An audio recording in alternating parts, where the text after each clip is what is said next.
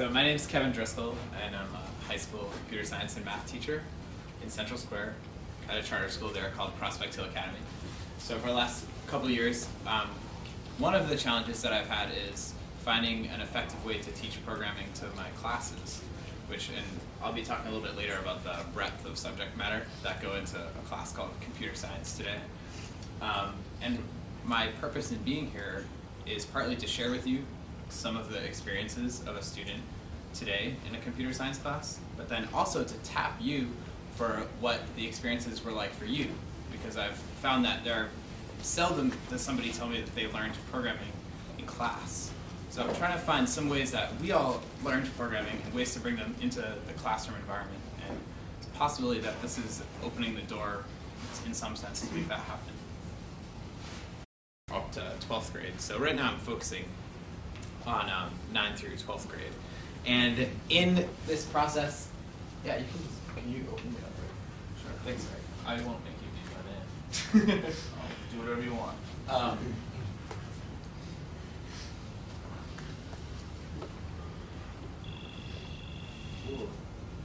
Okay, here's some of my people right here.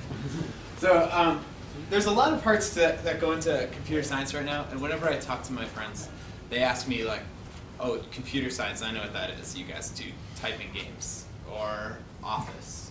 So computer science, the way it's been in a lot of places, it seems like we've reached these two extremes. So I'm talking about 2007 now.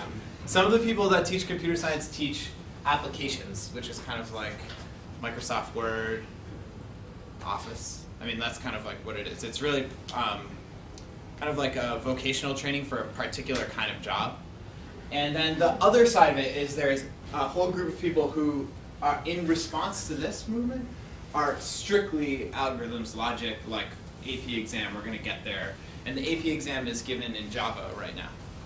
So when I came to Prospect Hill Academy, the students that I have they know this stuff. This is like ridiculous to them for me to spend any time in class. And that means the 7th graders. So this is just like not even on the table. So meaning the first day of class for 7th grade, I could say, all right, your homework is make a PowerPoint presentation about your favorite TV show. And the next day, they'd all have PowerPoint presentations with images that they got off Google image search and like transitions and all that stuff. So it's totally outside of the scope of middle school and high school. But then I really didn't see them ready for this yet. This didn't make a lot of sense to them. For the numbers of students that I was working with, it would be like having all of my students take calculus, for example. It doesn't make sense for the learning that they need to do. So what I was looking for was this place in the middle, and the term that I'm always using that I come back to is realness. And the realness is the kids are really engaged in computing. So about 60% of my students have computers at home, but probably nearing 90% have MySpace pages. So having access to a physical computer is not even necessarily a big challenge for them. So the realness factor for them is that computing is in their lives, and I'm looking for ways to help them become literate in terms of thinking of the ways that people in this room might read a web page versus the way a 14-year-old might read a web page. So people in this room, we don't read every word or look at every image on a page. After a little while, we've all found ways to skim and just see the thing that's important for us. So that's like a skill that needs to be taught. Also finding ways for kids to participate, and then also helping them with the cultural parts. So this is all nice, and when I tell these people about this stuff, they think that I'm this. I'm totally not. So what I wanted to do was keep in the relevance of programming and the things that are important to me, which is being a hacker. And I think that being a hacker has realness. It's about participation.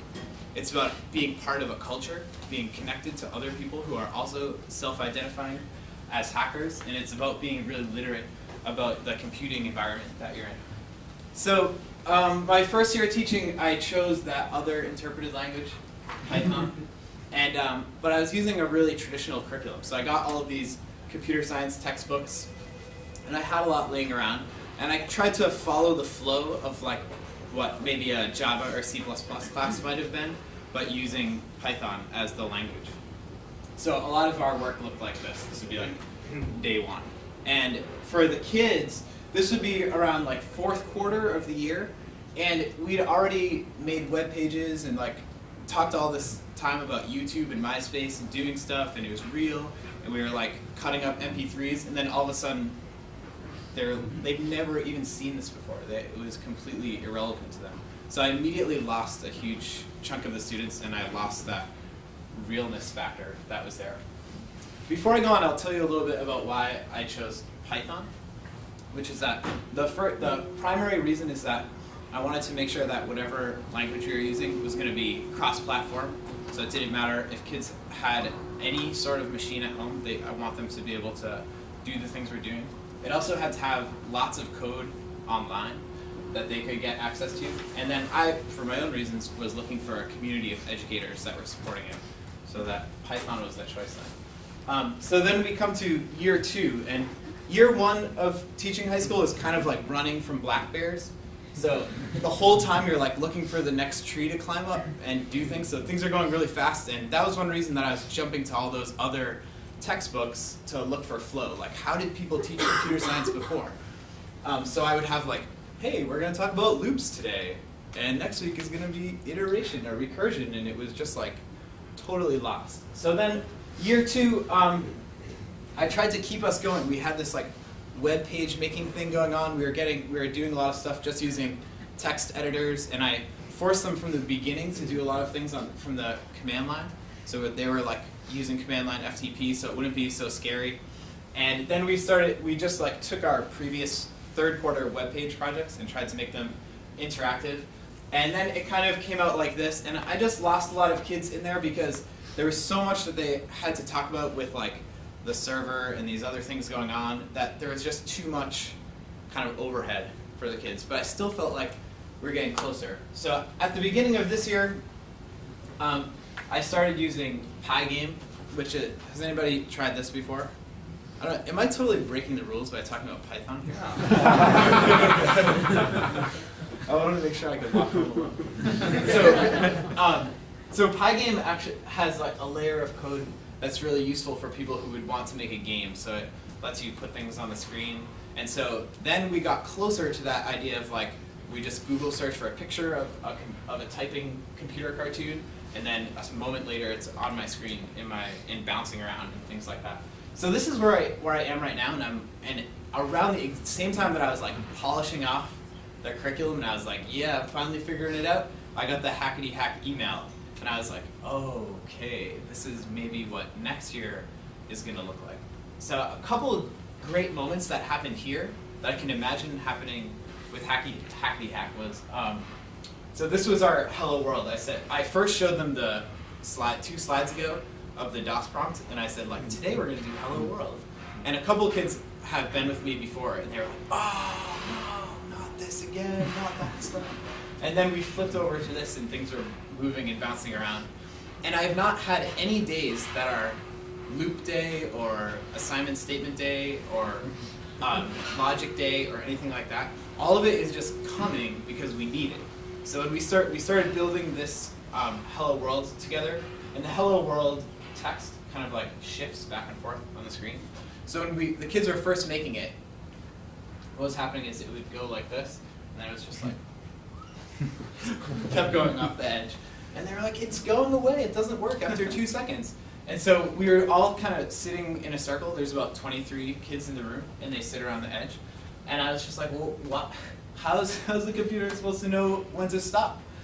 And this one kid was like, I don't know, like, if it hits the edge. And so we just wrote like, if, and then we taught if. And in my mind I was like, oh my god, this is totally what we need to be doing, which is we have some project, like we want to make the words bounce on the side of the screen, and they keep going off the edge.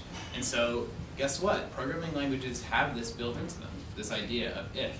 And so far, we had this going on Friday, last Friday, and then today I came into class and I was like, all right guys, like open up your projects. So I'm going around and doing attendance, and one kid has like Palm on the screen. When did you do that? So we're getting somewhere, and at the same time as I was working on this, preparing these lessons and getting things rolling, the Hackety Hack mailing list is going, and people are anticipating all of the the challenges that I've been having for the last couple of years in terms of realness, connecting to YouTube and downloading MP3s and things. These are things that kids do all the time. And so one thing that they asked me whenever we would go into talking about programming is they'd be like, why would I do this? Like, what does this let me do that I couldn't do before? For example, if you said like, oh, you can make a blog, they'd be like, well, yeah, I can go to Blogger and sign up. I don't need to write my own blog. So there is always going to be a small percentage of kids who would rather have their own blog that they made themselves. But there's other kids who are kind of like pragmatists in a sense when it comes to computing. And I'm really interested in the thought that comes to parents a lot when I meet them, when they tell me that their kids are like so good at computers. They're always saying that. They're like, oh, my son is so good at computers, you're gonna love having him in class. He's always helping me out at home. And the type of literacy that kids have with computers today is so different than the type of literacy that was developing when I was growing up and I was messing around with BASIC and Logo, and other people maybe were messing around with HyperCard. And the two are actually complementary. So the type of literacy that they have, I definitely didn't have when I was their age. And yet this other kind of lexical code logic, like, oh, the computer can do things for me, literacy that maybe some of the people in this room were developing at that age, they are lacking. So I'm kind of interested to hear from people in the room about your experiences and times that, and kind of like breakthroughs that you had when you were learning to code or to write, or what were the things that made you want to write programs. Because I think that what my contribution is going to be to this is figuring out how to connect this kind of like do-it-yourself, follow the tutor at home stuff to things that teachers can actually use in the classroom to encourage that realness idea and that literacy idea. Does anybody want to step up? Have you looked at what they've been doing with Squeak for like years and years now? Yeah, I have. There are a couple of reasons why I was shying away from it. Which is, does anybody know about Squeak? What is that? Small talk. Well, everyone knows that pretty much everything you do and go, oh, here's this cool thing. It's just a matter of minutes before someone raises their hand and says, yeah, but we did that in Lisp 20 years ago, or we did that in Smalltalk 20 years ago. Well, Squeak is pretty much the major modern Smalltalk implementation. When you boot up, Smalltalk's different from pretty much everything else because it's a completely independent, self-contained thing. It's actually been used as an operating system. It's fully self-contained, IDE, everything, graphics, audio, everything.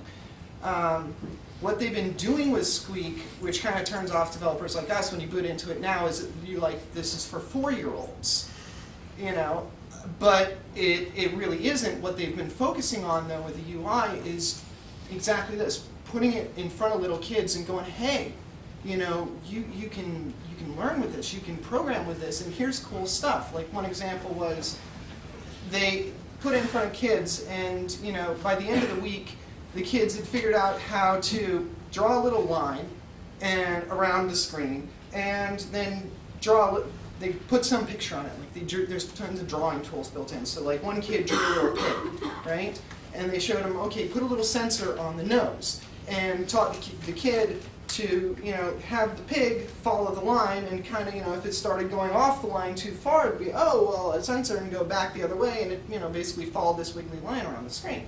And these are like 10-year-old, 12-year-old kids. So they've just been really working on exactly this type of thing, teaching young kids in a child-friendly environment.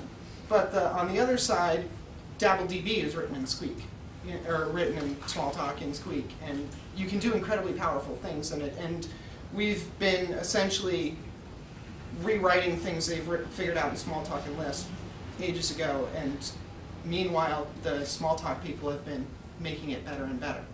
And so Squeak's just aiming that at kids and putting a good UI on it. Yeah. So the end of Python to look into Ruby is that those languages have a commercial appeal. So they could actually like go on Craigslist and type in Python, and there would be jobs.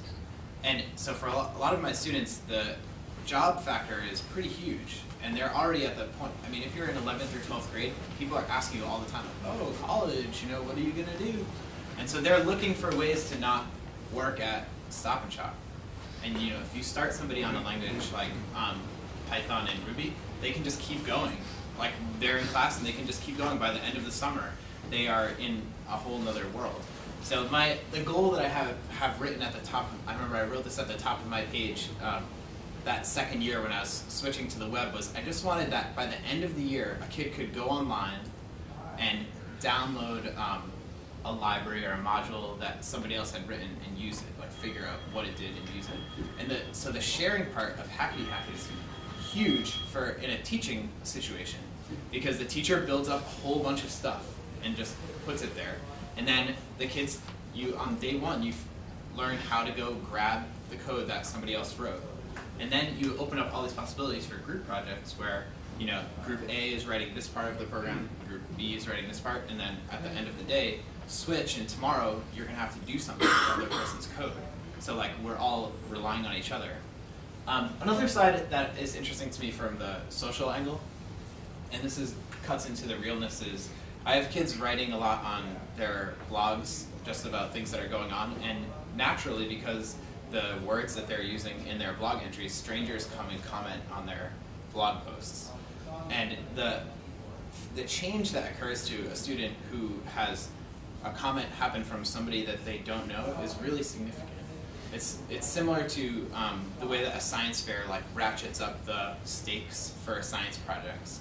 It's that the things that you're doing are actually public.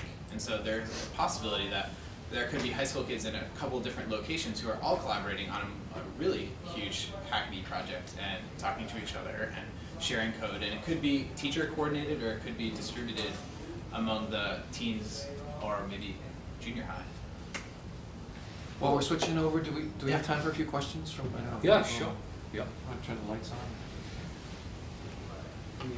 Yeah, one last thing is that we're always looking for visitors and guest speakers. So if you want to meet these young hackers and tonsils and stuff, you can give me an email and maybe we can make something happen. Great. Thanks a lot.